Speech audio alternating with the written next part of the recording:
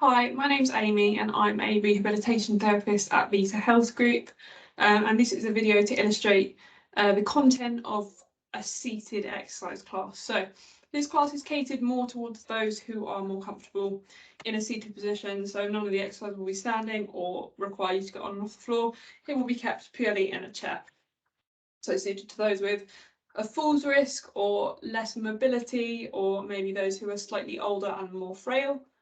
This is a very suitable class for you as it safeguards any sort of risk of further injury and is a nice, gentle, low-level exercise. So I'm going to take you through about 8 exercises that we would see in this class, generally working the whole body from the neck down to the ankles.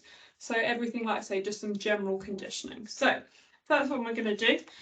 Is we're going to sit and we're going to work the mid-back. So we're going to do what we call our thoracic rotations. So for this one, I like to put our hands across the chest, and all we're going to do is make sure we're lovely and relaxed, sitting up nice and tall, rotating one way, the middle, rotating the other way, to the middle.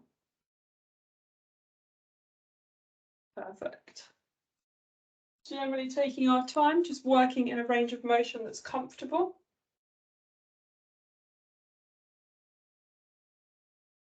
Just using that mid-back musculature to help, and this will help strengthen. So this will also be lovely for your posture or for any back pain, and it's nice and gentle and easy to do. Ones you can do very easily while you're sat at home watching television or anything like that.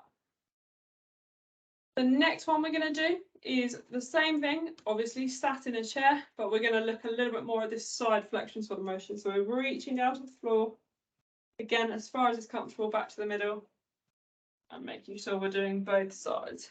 To the middle, reaching down to the floor, middle.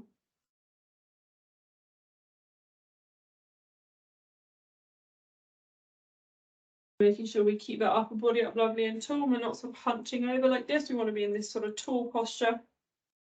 Again, just help preserve those sort of, make those core muscles work a little bit harder, which are great for your back and for your general posture and stability. Good. Keep going with that.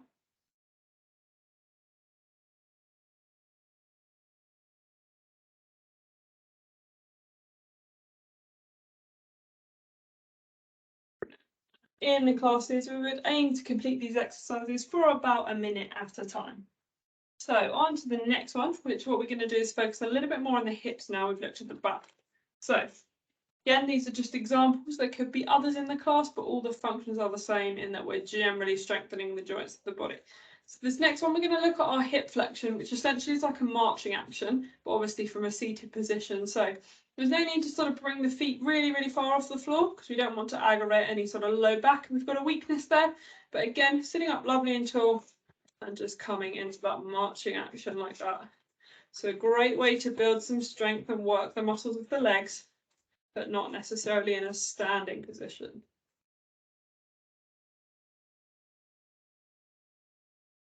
Just completing this marching. If you are finding it a little bit easier, feel free to push yourself and try and bring those knees a little bit higher up.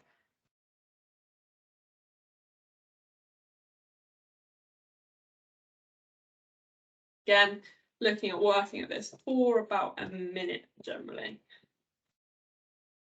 When we finish that, we're going to move on to the next exercise, which is still focused on the legs, but a little bit more on the quad muscles here. So these muscles at the front of your thighs. So sitting up lovely and tall, and what we're aiming for here is straightening the leg, bringing it back, straightening the leg and bringing it back, straightening the leg, bringing it back, sitting up lovely and tall in our chair.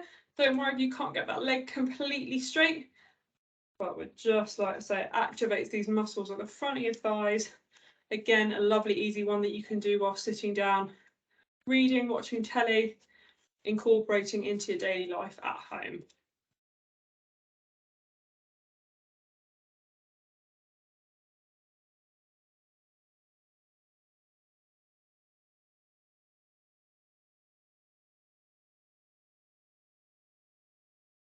So generally, we're going to move through the body, not particularly in any sort of logical order, as long as we sort of cover all of our bases and we have a strengthening for each part of the body. So the next exercise we're going to move on to comprises of sort of the shoulders and the upper body strength. Hands start down by the side. We're going to go up to the front and up to the side like that. So a little bit of shoulder mobility as well as a little bit of strength. You can add a greater strength aspect by this by putting some weights in your hand, whether that's some really, really light dumbbells or just simply some tins that you've got at home or resistance bands that you could attach to the bottom of the chair. Moving those shoulders in a flexion and an abduction. So out to the front and simply out to the side. And like I say, to make this a little bit harder, you could slow it down a little bit as well and add a hold at the end, just to find ways to make it a little bit more challenging. The longer you hold that, the longer the muscles are under tension, so they have to work that little bit harder for the control. Good, keeping it going.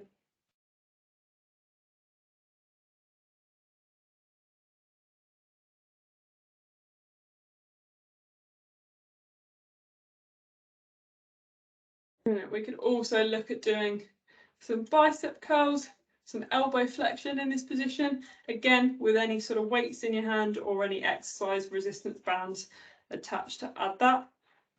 Slight bit of strength to it. Again, just the aspect of conditioning those upper bodies can so easily be done in that seated position as well. So bringing ourselves back to the lower body, we're going to have our sort of knees out like this. What we're going to do here is either add a resistance band around our knees. If we don't have one of those, it's not a problem. We're going to put our knees together and we're going to apply a little bit of pressure from our hands and push outwards.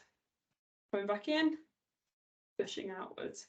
So adding sort of the hands to the side on that pushing just is trying to recruit the muscles in our hamstrings, but mostly our glutes, to work a little bit harder to abduct the hip like that. So building strength in your bottom can be a fantastic way to strengthen your lower back, because really, really big functional muscle. So essentially, the stronger it is, the better it can support the hips and the back. Good, ensuring my posture is still really lovely and tall in this position. Don't want to be sat in this sort of hunch position here. We want to be more sort of here. Good. Again, completing this for about a minute. Again, slow and steady wins the race here. The more control, the better.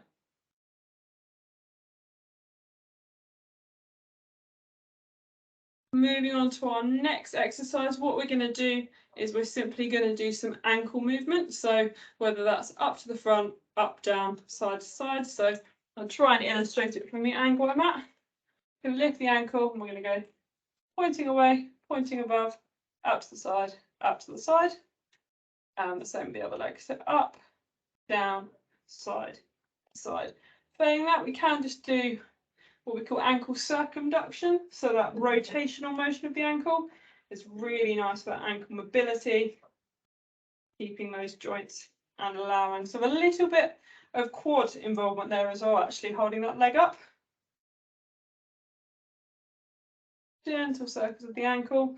If this was one after the other, we would probably do about 30 seconds of this one and then switch to the other leg as well to ensure we're doing both.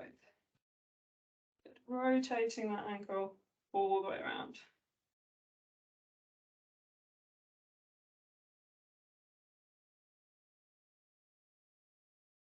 Spend as long on this as you want. Equally, even just this forward and back motion of the ankle here is going to involve some hamstring stretching as well, which could be really lovely if you're a sciatica sufferer, as it really helps to sort of floss on that sciatic nerve and relieve some pressure. Moving on to our final exercise, again, we're going to stay sat up really, really tall, and essentially all we're going to do is move our heels off of the floor to be on our tiptoes. If you want to make this a bit harder, you can press on your knees to add a little bit of resistance, a little bit cut off, but all I'm essentially doing is just leaving my toes on the floor, but moving my heels upwards. Again, you'll notice I'm sitting up really tall. I'm not sort of in this hunched position. I sit up and recruit those tummy muscles, which have sort of been present throughout the whole program, which showed you how important it is to keep that sort of that posture really strong.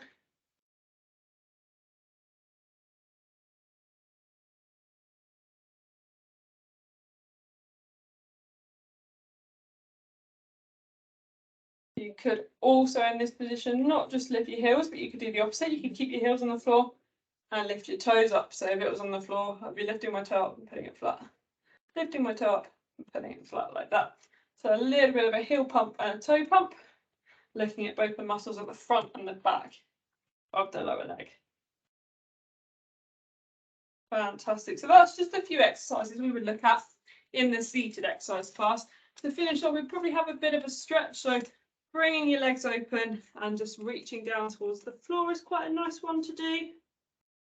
Working on a bit of that lumbar flexibility, so the lower back region.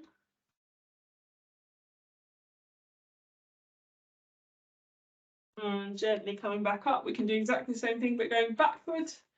So bringing ourselves into a gentle back bend. We can do our side flexion, but extend, hold it as a stretch. Bringing it down, holding for a few seconds, coming back up, down, going back up, and then lastly our rotational motion. So instead of doing it as a motion, we're doing it as a stretch. So holding it there, back to the middle, holding it there,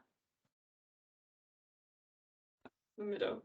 So they're just a few examples of things that you could expect from our seated exercise class, but just a little bit of a gentler, lower grade version if some of the other classes aren't suitable, and a really nice option to start some really first grade exercise if you want to become a little bit more active and be slightly more active in the treatment of anything you may be struggling with. Thank you very much.